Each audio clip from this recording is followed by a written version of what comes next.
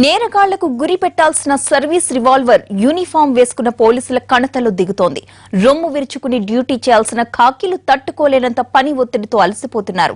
పండక్కి శుభకార్యానికి కూడా టైం దొరక్క కుటుంబ జీవితంలో సంఘర్షణ పడుతున్నారు. ఒత్తిళ్లతో సతమతమయ్యే డిపార్ట్మెంట్లో కష్టసుఖాలు పంచుకోవాల్సిన బాసుల్లో కొందరు కింది సిబ్బందిని టార్చర్ చేస్తున్నారు. మామూళ్ల టార్గెట్స్ పెట్టి సిన్సియారిటీ పదానికే డిపార్ట్మెంట్లో అడ్రస్ దొరకకుండా చేస్తున్నారు. మెదక్ జిల్లాలో ఎస్ఐ ఆత్మహత్య పోలీస్ శాఖలో తెరచాటు అక్రమాల్ని నిగ్గదీస్తోంది. ఈ వ్యవస్థ మారేది ఎప్పుడు అని ప్రశ్నిస్తోంది.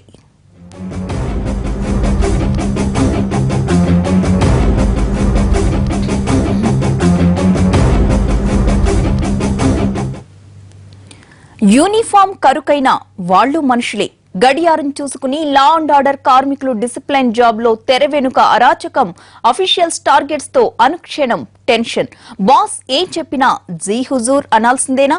చెప్పింది చేయకపోతే జీవితమే అంతమా? ఖాకీ వనం మాటున ఏం జరుగుతోంది? ఒంటి మీద ఖాకీ యూనిఫామ్ చూసి, నడుముకు వేలాడే గన్నును చూసి మామూలు మనుషులు భయపడతారు గాని ఆ కరకు డ్రెస్సుల వెనుక సున్నితమైన మనస్సుంటుంది, బాధ ఉంటుంది. తలపైకి 3 సింహాల టోపీ రాగానే అంతా రాటుదేలిపోతారని, ఎలాంటి సవాళ్లనైనా గుండె ధైర్యంతో ఎదుర్కొంటారు అనుకుంటే పొరపాటే. దేశం కోసం ప్రాణత్యాగానికైనా సిద్ధపడి సైన్యంలో చేరిన రామకృష్ణారెడ్డికి ఖాకీ బన్నంలోని మరో పార్శ్యం ఇలా ఉంటుందని డ్యూటీలో చేరేకగాని తెలియలేదు. 10 ఏళ్లు దేశం కోసం తుపాకీ పట్టిన రామకృష్ణారెడ్డి పోలీస్ శాఖలో చేరి ప్రజలకు సేవ చేద్దామనుకోవటమే ఆయన జీవితాన్ని సమస్యల్లోనికి నెట్టేసింది.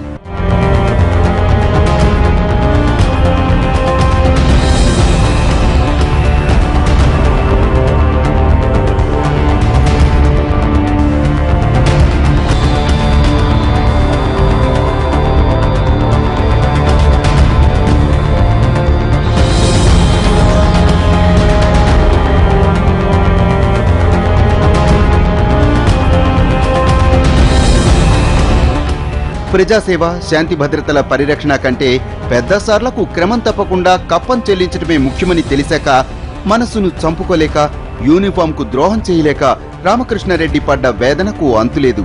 ఎన్నో ఏళ్లుగా తనకంటే ముందు ఆ సీట్లో కూర్చున్న అధికారులు సునాయాసంగా చేసిన డ్యూటీ తన గుండెలపై కుంపటిలా ఎందుకు మారిందో అర్థం కాని సంఘర్షణ.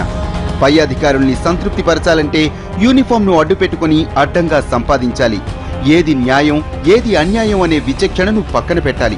అక్కడికి అప్పోసప్పో చేసి తల తాకట్టు పెట్టి నోట్ల కట్టలు చేతిలో పెట్టినా దొరవార్ల ఆకలి తీరలేదు. ఇలాంటి వ్యవస్థలో బతకలేనంటూ తనకు తాను మరణశిక్ష విధించుకున్నాడు మెదక్ జిల్లా కుకునూర్పల్లి ఎస్ఐ రామకృష్ణారెడ్డి. వాళ్ళు తప్పుండి వాళ్ళు లంచాల కోసం వేధించడం వల్ల కింద వాళ్ళు కనుక ఈ రకంగా ప్రాణం తీసుకున్న పరిస్థితి వస్తే వాళ్ళు ఉద్యోగాలు పోవాలి. శాఖపరమైన విచారణ ద్వారా 2 క్రిమినల్ కేసులు పెట్టి వాళ్ళకి కోర్టులో శిక్ష పడేట్టు చేయాలి. ఇలా చేస్తే కనీసం రేపొద్దున ఇంకొకడు ఈ రకంగా చేయకుండా ఉంటాడు.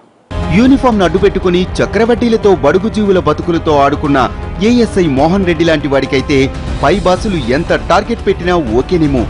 కానీ 10 ఏళ్ల క్రితం పోలీస్ డిపార్ట్మెంట్లోకి వచ్చినా ఆ శాఖలో దశాబ్దాలుగా వేళ్లూనుకున్న సంస్కృతికి అలవాటు పడలేకపోయారు రామకృష్ణారెడ్డి.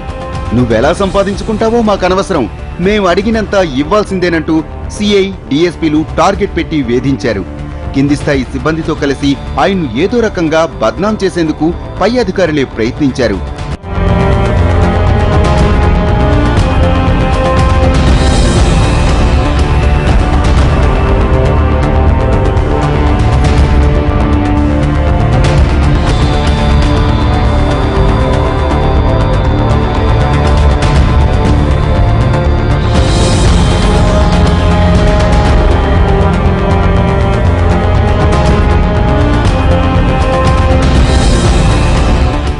ఖాకీవనంలో ఇంత అరాచకాన్ని ఏమాత్రం ఊహించలేదు రామకృష్ణారెడ్డి. డిపార్ట్మెంట్లో ఇది కామనేనని సహచరులు చెప్పినా సర్దుకుపోలేకపోయాడు. పై అధికారుల వేధింపులతో దినదినగండంలా మారిపోయింది ఉద్యోగ జీవితం. గ్యాంగ్స్టర్ నయీం బయటి వాళ్ళనే బెదిరించేవాడు. డిపార్ట్మెంట్లో అధికారులది అంతకంటే అరాచకం. రామకృష్ణారెడ్డి మరణ వాంగ్మూలం చాలు పై అధికారులతో అతని ఎలాంటి నరకయాతనను అనుభవించాడో చెప్పేందుకు. లంచం తీసుకున్నవాడు ఏమంటున్నాడనంటే, అయ్యా ఇది మాకు ఒక్కరి కోసమే కాదు, ఇది మేము చాలా మందికి పై వాళ్లకు కింది వాళ్లకు అందరికీ పంచాల్సి ఉంటుంది తప్పనిసరి అని అంటున్నాడు వాడు. ఈ టార్గెట్ అనేది అక్కడే వచ్చేది. ఈ టార్గెట్ ఏంటంటే తీసుకునేవాడు ప్రెషర్ పెట్టి ఎవరైతే ప్రెషర్ పెట్టి తీసుకునేవాడు, ఎవరికైతే ఏది టార్గెట్ ఎంత అని పెడుతున్నాడో వాడు ఏం చెప్తున్నాడు, ఇది నాకు కాదు బాబు, నేను పైవాడికి పంపించాలి, ఆ పైవాడు మళ్ళా పైవాడికి పంపించాలా, ఇది ఒక విషస్ సర్కిల్, తప్పదు, నువ్వు చేయక తప్పదు, నాకు తప్పదు కదా, నాకు టార్గెట్ ఇంత అని వీడు చెప్తున్నా, నా టార్గెట్ ఇది, దాంట్లో ఒక పోర్షన్ నీకు ఇస్తున్నా, లేకపోతే నేను ఎక్కడ తెచ్చివ్వను. ఏరికోరి ఎంచుకున్న ఉద్యోగాన్ని ఓ దశలో మానేయాలనుకున్నారు ఎస్ఐ రామకృష్ణారెడ్డి. చనిపోవడానికి ముందు భార్యకు ఫోన్లో అదే విషయాన్ని చెప్పాడు.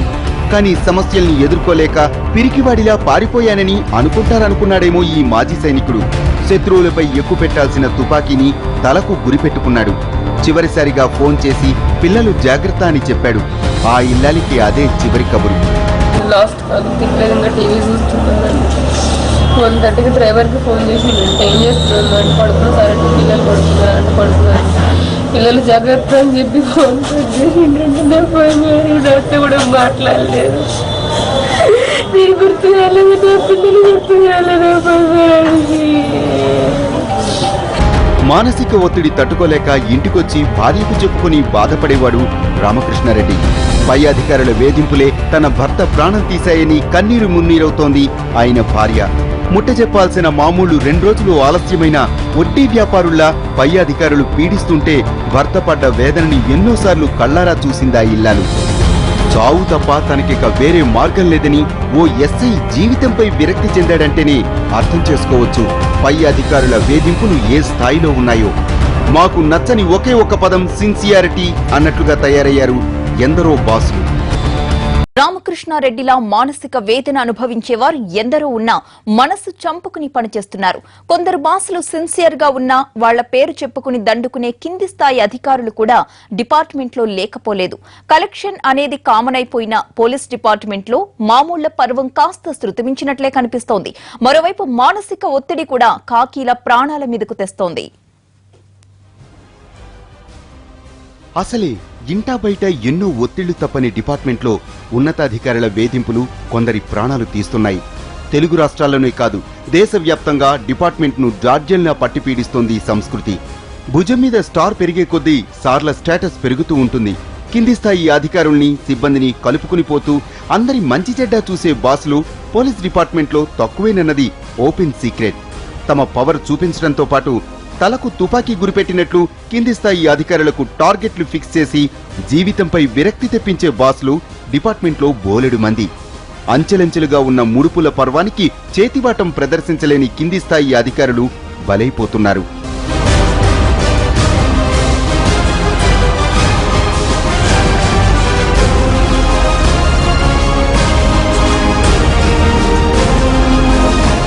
పని ఒత్తిడితోనే నరాలు తెగిపోతుంటే బాసుల వేధింపులు, కొందరు ప్రజాప్రతినిధుల ఒత్తిళ్లకు వ్యక్తిగత సమస్యలు తోడవుతున్నాయి. 2 నెలల క్రితం విశాఖలోని పాడేరు ఏఎస్పీ ఆత్మహత్య తీవ్ర కలకలం రేపింది. మొదట మిస్ఫైర్ అనుకున్న తర్వాత లభించిన సూసైడ్ నోట్తో ఆత్మహత్యగా నిర్ధారించుకున్నారు.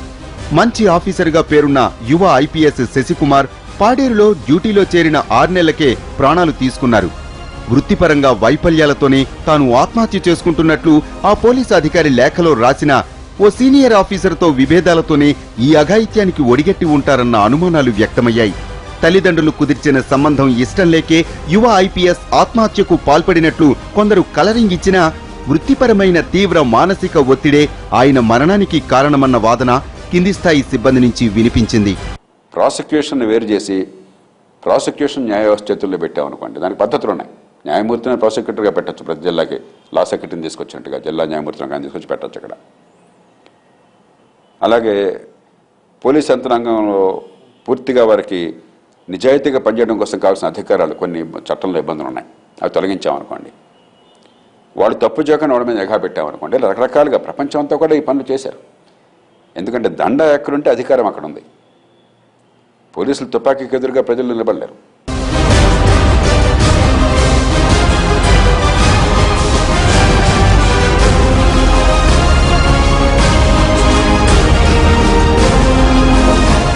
విశాఖ జిల్లాలోని పోయినేడాది సస్పెన్షన్ కు గురైన ఓ ఎస్ఐ రైలు కింద పడి ఆత్మహత్యకు పాల్పడ్డాడు.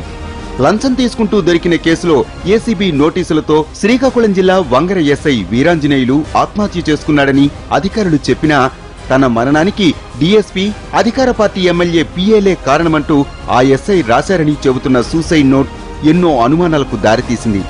ప్రెషర్స్ ఉంటున్నాయి. అందులో నిజాయితీగా తట్టుకునే వాళ్ళు ఉన్నారు, తట్టుకోలేక ఆత్మహత్య చేసుకునే వాళ్ళు ఉన్నారు. ఆత్మహత్య చేసి నిజాయితీగా నేను చేయను అని చెప్పేవాడు కూడా ఉన్నాడు. ఎందుకు లేరు? నేను చేయను పోయా, నేను ఎక్కడ తెచ్చివ్వను అనేవాడు కూడా ఉన్నాడు. వాడిని ఏం చేయలేక కూడా పోతున్నారు. లేకపోతే 2 నాళ్ళు అయితే అటువంటి వాళ్ళని ఏం చేస్తున్నారు? తీసి ఎక్కడో మారుమూల పరిస్తున్నారు. అంతే. వాడిని ఉద్యోగంలో ఉంటే తీసేయలేరు కదా. అక్కడే నేను అనేది ధైర్యం కావాలి. చెడ్డ పని చేయకూడదు అనేదానికి ధైర్యం కావాలి. చేసేవాళ్ళు ఉన్నారు. ఇట బలహీనపడి వాళ్ళ మిగిలిన కాడికి వీళ్ళు నేను అనేది టార్గెట్ తీసుకోలేక ఆత్మహత్య చేసుకున్నాను అనేవాళ్ళు కొంతమంది. ఈ ప్రాసెస్లో తీసుకునేసి కొంత ఒక 10%, 15% వీళ్ళు పెట్టుకొని మిగిలింది పైకి పంపించేవాళ్ళు కొంతమంది. ఈ ఏడాది Vizianagaram crime branch SI Chinni Krishna కూడా ఇలాగే రైలు కింద పడి ప్రాణాలు తీసుకున్నారు. కొన్నాళ్ల క్రితం రంగారెడ్డి జిల్లా యాలాల ఎస్ఐ రమేష్ ఉరితాడుకు వెళ్లాడాడు. చెట్టుకు ఉరేసుకున్న ఎస్ఐ మరణం తీవ్ర దుమారం రేపింది. తన భర్త మరణానికి డిపార్ట్మెంట్లో 2 సిఐలు కారణమంటూ ఆయన భార్య ఆరోపించినా ఫలితం లేకపోయింది. కరీంనగర్ జిల్లా పెద్దపల్లిలో ఎస్ఐ ఆత్మహత్యను సహచరులు ఇంకా మరిచిపోనేలేదు.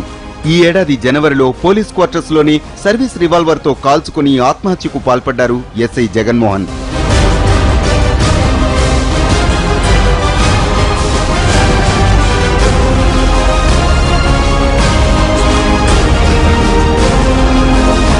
తన చావుకు ఎవరూ కారణం కాదని ఆ అధికారి సూసైడ్ నోట్లో రాసినా డిపార్ట్మెంట్లో మానసిక ఒత్తిడికి అద్దం పట్టిందా విషాదం. తెలుగు రాష్ట్రాల్లోనే కాదు, పోలీసు యంత్రాంగంపై ఒత్తిడి దేశమంతా ఉన్నదే. కర్ణాటకలో 2 పోలీసు అధికారుల ఆత్మహత్య డిపార్ట్మెంట్ను కుదిపేస్తోంది. ఓ కిడ్నాప్ కేసులో ఆరోపణలు ఎదుర్కొంటున్న డీఎస్పీ కాలప్ప హందీబాగ్ ఆత్మహత్యకు పాల్పడిన 3 రోజుల్లోనే మంగళూరు డీఎస్పీ గణపతి ఓ లాడ్జీలో ఉరేసుకుని ప్రాణాలు తీసుకున్నాడు. తన చావుకు మంత్రి జార్జితో పాటు ఆయన కుమారుడు కారణమని, కొన్ని కేసుల విషయంలో సీనియర్ ఆఫీసర్ల ఒత్తిడిని తట్టుకోలేకపోతున్నానంటూ ఆయన రాసిన సూసైడ్ నోట్ ప్రభుత్వాన్ని ఇరుకుని పడేసింది. అంతకుముందు సీనియర్ అధికారుల వేధింపుల్ని ప్రతిఘటించి వార్తల్లోకెక్కారు మహిళా డీఎస్పీ అనుపమ. ఉద్యోగానికి రాజీనామా కూడా చేసిన ఈ పోలీసు అధికారిని ఎస్పీ వేధింపుల పర్వంపై కర్ణాటక రాష్ట్ర మహిళా కమిషన్ కూడా ఫిర్యాదు చేశారు. పై అధికారులు ఏదే కింది అధికారులకి క్రైమ్ డిటెక్షన్ అనో, క్రైమ్ ప్రివెన్షన్ అనో, రికవరీ అనో ఇలాంటి టార్గెట్ పెడతారు. కానీ ఇట్లా లంచం ఇంత ఇవ్వాలని టార్గెట్ పెట్టడం ఇది కొత్తగా ఉంది. ఇది కొత్త డెవలప్మెంట్. ఇది ఒకవేళ నిజమైతే, ఇవన్నీ ఎంతవరకు నిజమో చూడాల్సి వచ్చింది. ఇంకా దీన్ని ఇన్వెస్టిగేట్ చేయాలి, ఎంక్వైరీ చేయాలి. ఒకవేళ నిజమైతే ఇది చాలా బ్యాడ్ ట్రెండ్. కరప్షన్ ఒక పోలీస్ డిపార్ట్మెంటే కాదు, ఎక్కడ ఉన్నా కూడాను దాన్ని ఖండించాల్సిన అవసరం ఉంది. ముంబైలో ఓ అత్యవసర పని మీద సెలవు తీసుకున్నందుకు అసిస్టెంట్ సబ్ ఇన్స్పెక్టర్ ను తీవ్రంగా వేధించారు పై అధికారులు. సూటిపోటి మాటలతో వేధించడంతో సీనియర్ పోలీస్ ఇన్స్పెక్టర్ ను కాల్చి చంపి తను కూడా ఆత్మహత్య చేసుకున్నాడా ఏఎస్ఐ. కాశ్మీర్ నుంచి కన్యాకుమారి దాకా ఖాకీ వనంలో ఇలాంటి సంఘటనలు కోకొల్లలు. గడిచిన 4 ఏళ్ల కాలంలో దేశవ్యాప్తంగా దాదాపు 800 మంది పోలీసులు ఆత్మహత్యకు పాల్పడ్డారు. కుటుంబ సమస్యలు, వివాహ సమస్యలు, ఉద్యోగ సంబంధ సమస్యలు అంటూ కేంద్ర హోంశాఖ ఈ ఆత్మహత్యల్ని వేర్వేరు రూపాల్లో చూసినా వృత్తిలో తట్టుకోలేనంత ఒత్తిడే ప్రధాన సమస్య అన్నది ఒప్పుకుని తీరాల్సిన వాస్తవం.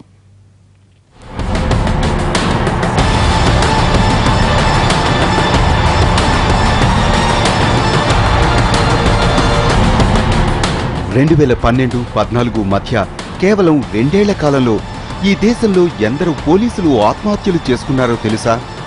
కేంద్ర హోంశాఖ లెక్కల ప్రకారం ఆ సంఖ్య 614. అయితే వీటిలో 40% ఆత్మహత్యలకు కుటుంబపరమైన వ్యక్తిగత సమస్యలే కారణమన్నది కేంద్ర హోంశాఖ అధ్యయనం. కేవలం 10% మందే ఉద్యోగపరమైన ఇబ్బందులతో బలవన్మరణాలకు పాల్పడుతున్నారని అధికారిక లెక్కలు చెబుతున్నా వృత్తిపరమైన ఒత్తిడే కుటుంబ జీవితంలోనూ చిచ్చుపెడుతోంది.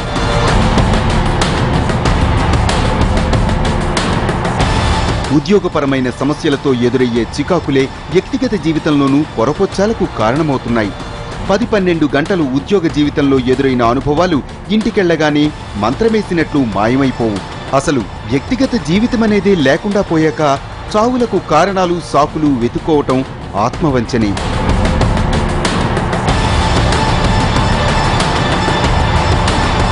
మానసిక వేదనతో సతమతమవుతున్న పోలీసు సిబ్బందికి కౌన్సిలింగ్ ఇచ్చేందుకు ప్రత్యేక చర్యలు తీసుకుంటున్నామని కేంద్ర హోంశాఖ చెబుతోంది. కానీ క్షణం తీరిక దొరకని డిపార్ట్మెంట్లో అది అత్యాశే అవుతోంది. పోలీసు యంత్రాంగంలో వేల పోస్టులు ఖాళీ ఏళ్ల తరబడి భర్తీ కాక ఉన్న పోలీసు సిబ్బంది 4 నుంచి 6 గంటలు ఎక్కువగా పనిచేయక తప్పటం లేదు. అంటే దాదాపుగా రోజు 12 గంటల డ్యూటీతో తీవ్రమైన ఒత్తిడికి లోనవుతున్నారు పోలీసులు. పొద్దున లేస్తే టెన్షన్, డ్యూటీ ఎక్కితే చాలు ఉరుకులు పరుగులు.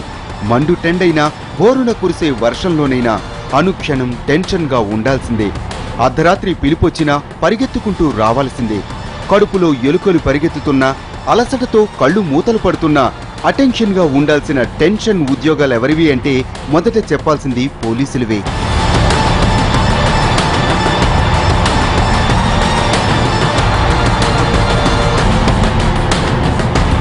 బయటి నుంచి చూసేవారికి ఖాకీ ఉద్యోగం సూపర్ అనిపించవచ్చేమో గాని అనుక్షణం పని ఒత్తిడితో నలిగిపోయేది పోలీస్ డిపార్ట్మెంటే. కింది స్థాయి సిబ్బంది పరిస్థితి అయితే మరీ దారుణం.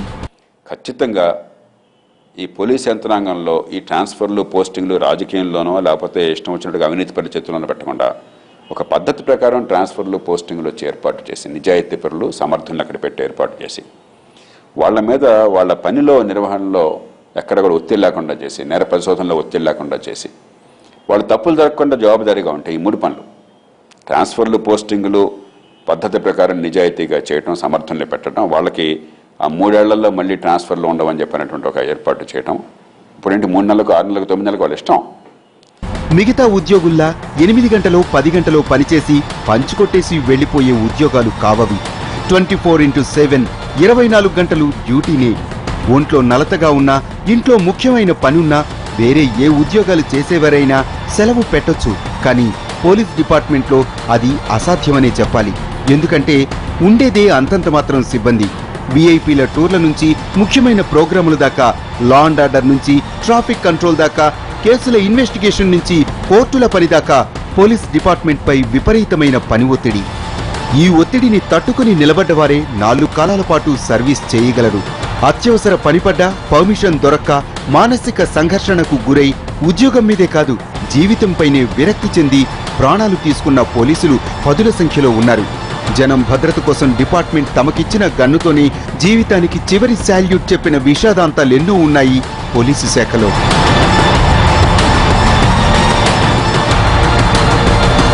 విరామం లేని ఉద్యోగాలతో పోలీస్ డిపార్ట్మెంట్లో అనారోగ్యాలు కూడా పెరుగుతున్నాయి. టైంకు తిండి ఉండదు, కంటి నిండా నిద్ర దొరకదు. సర్వీసులోకొచ్చిన మొదట్లో ఉత్సాహంగా ఉన్నవాళ్లు కూడా కొన్నేళ్లు గడిచేసరికి రెస్ట్లెస్ జాబ్తో డీలా పడిపోతున్నారు.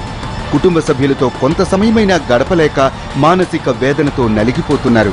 కొందరు పోలీసుల బలవన్మరణాలకు కుటుంబపరమైన సమస్యలు, వ్యక్తిగత జీవితంలో పెరుగుతున్న చికాకులు కూడా కారణమవుతున్నాయి. అవన్నీ ఉద్యోగ జీవితంతో ముడిపడిన సమస్యలే.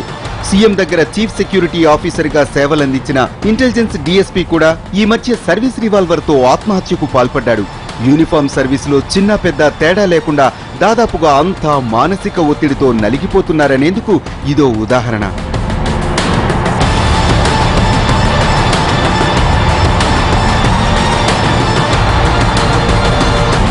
తెల్లోళ్లు పోతూ పోతూ అంటగట్టిన ఆర్డర్లీ వ్యవస్థనే అనధికారికంగా కాపాడుకుంటూ వస్తోంది పోలీసు వ్యవస్థ.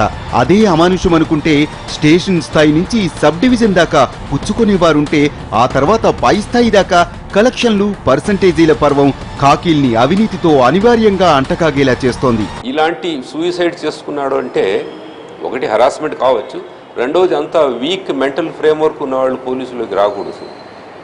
వాళ్ళు కూడాను అన్యాయాన్ని అరికట్టాలని కదా వీళ్ళంతా చేరారు.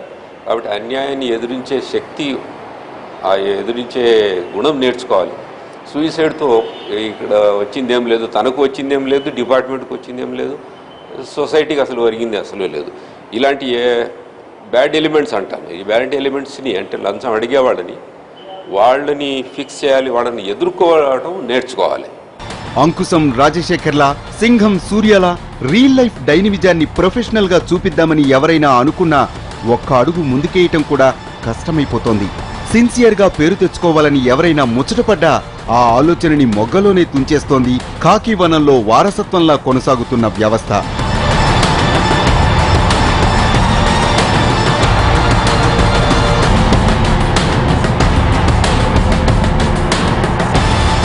తన చావుకు పై అధికారులే కారణమంటూ కుకునూరుపల్లి ఎస్ఐ రాసిన సూసైడ్ నోట్తో ఆయన ఆత్మహత్యపై విచారణకు ఆదేశించింది ప్రభుత్వం. వారిపై ఎలాంటి చర్యలు తీసుకుంటారో విచారణ తర్వాత ఇచ్చే నివేదికను బట్టి తేలుతుంది. కానీ ఆ ఎస్ఐ మరణం పోలీసు శాఖను ప్రక్షాళన చేయాల్సిన అవసరాన్ని మాత్రం చాటి చెబుతోంది. పోలీసులపై ఒత్తిడి తగ్గించడంతో పాటు ఉన్నతాధికారుల వేధింపుల్ని నియంత్రిస్తేనే సిన్సియర్ ఆఫీసర్లకు డిపార్ట్మెంట్లో స్వేచ్ఛగా పనిచేసేందుకు అవకాశం దొరుకుతుంది.